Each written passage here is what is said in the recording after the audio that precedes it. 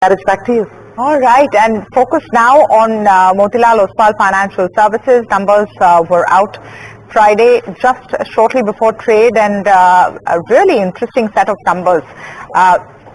Reiterating or resonating the kind of excitement in the capital markets, and in a sense this is a proxy for it. Shalibhadra Shah, CFO of Motilal Oswal Financial Services, is with us this morning. Mr. Shah, very good morning. I hope I pronounced your first name correctly. And the street is really, I think, excited already about the numbers. We saw that in the last few minutes of trade. If you can take us through what has really worked. I mean, your net profits up 334%, total income up 108%. Give us a sense of your margins and where the focus now is. Yeah, good morning. You pronounced it well. Really, from the overall performance of our entire FY24 and especially even Q4 FY24. So actually we have seen a very sharp sequential uptick. In fact, every quarter on quarter, we have seen the uptick in our revenues and profitability.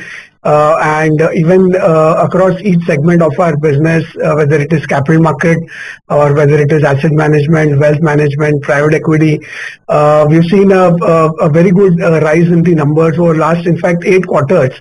And we expect the momentum to continue strong. So overall, on the growth side and margin side, so our profits have actually grown in Q4 on a year-on-year basis by 66%. Our quarterly run rate of profit has now touched 495 crores. That's almost 500 crores of quarterly run rate of operating profit.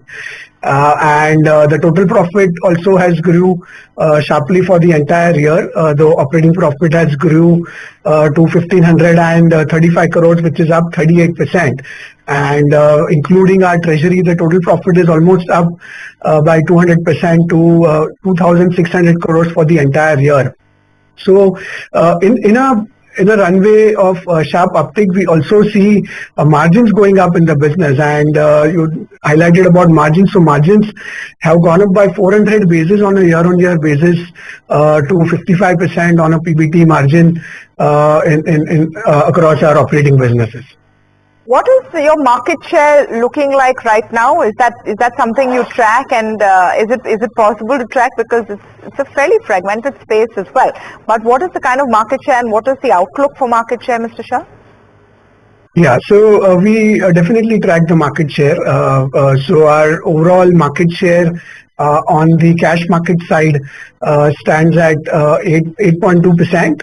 That is our volume market share. And on the F&O premium side stands at 8.7%.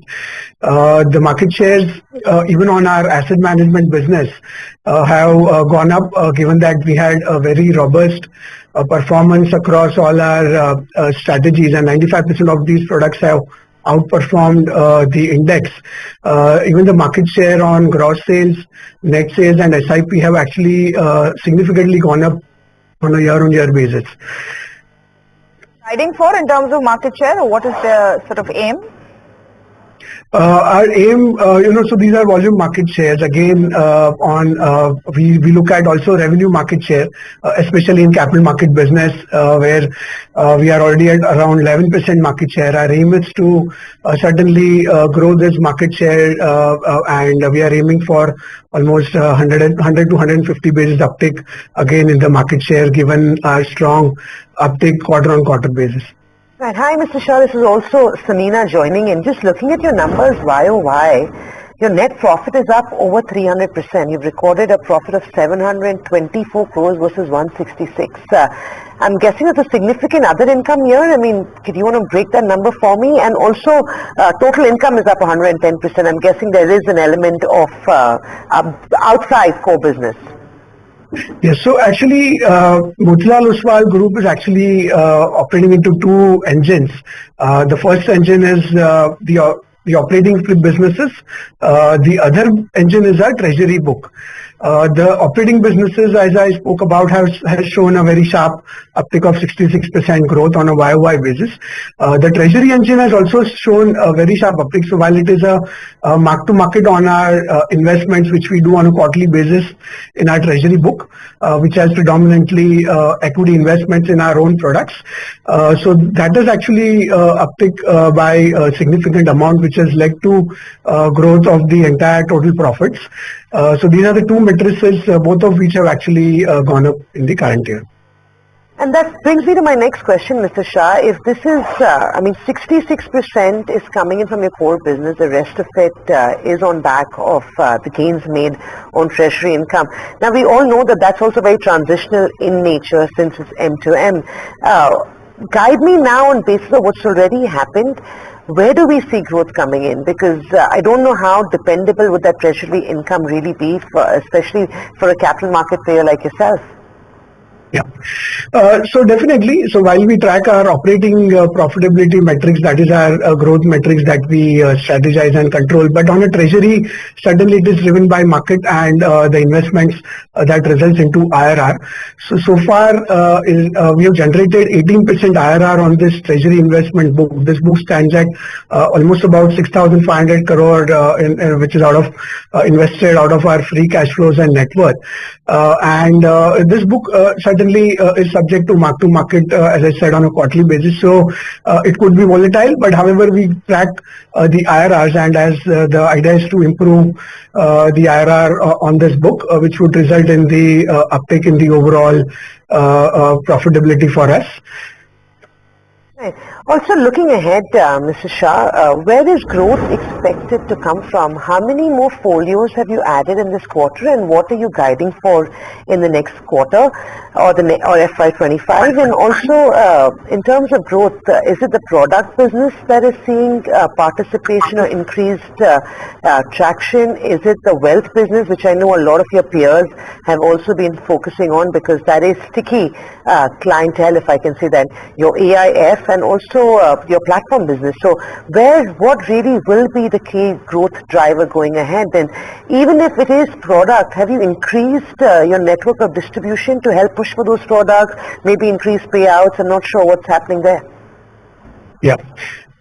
So actually, I have the number of SIPs that we added. So we added actually 1 million SIPs in the last financial year 23-24. So that's a significant uptick in the total number of SIPs we added, and our SIP market share has also gone up.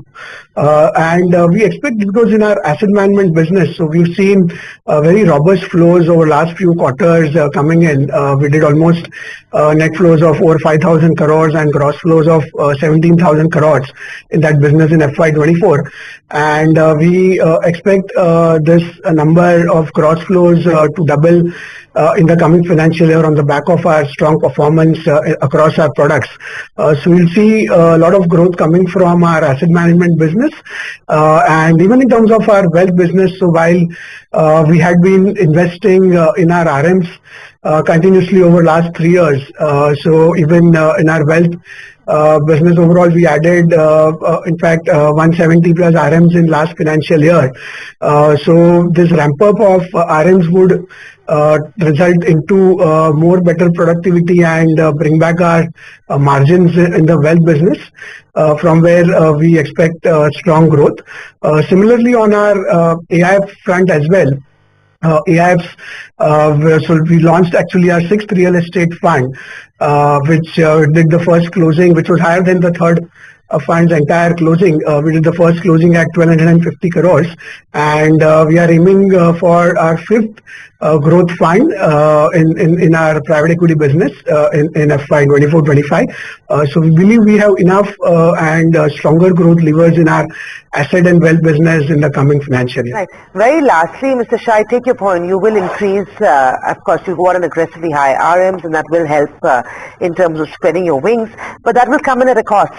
Would it be fair for me to assume that FY25, if it's about gaining market share and increasing your top line, could come in at a cost of a little bit of profitability? Because a lot of these RMs will only be accretive about a year out, I'd imagine.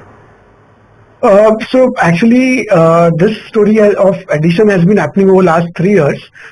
So we believe that the incremental hiring will be very strategic now, and it will not have incremental cost impact. In fact, we've already seen the margin uptick happening over last 2 quarters in natural and wealth businesses, and we believe that there is a lot of operating leverage which will now start playing in this business in the coming year too.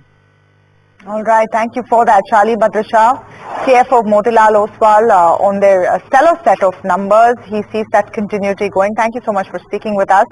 Another Shah joining us, apart from the one on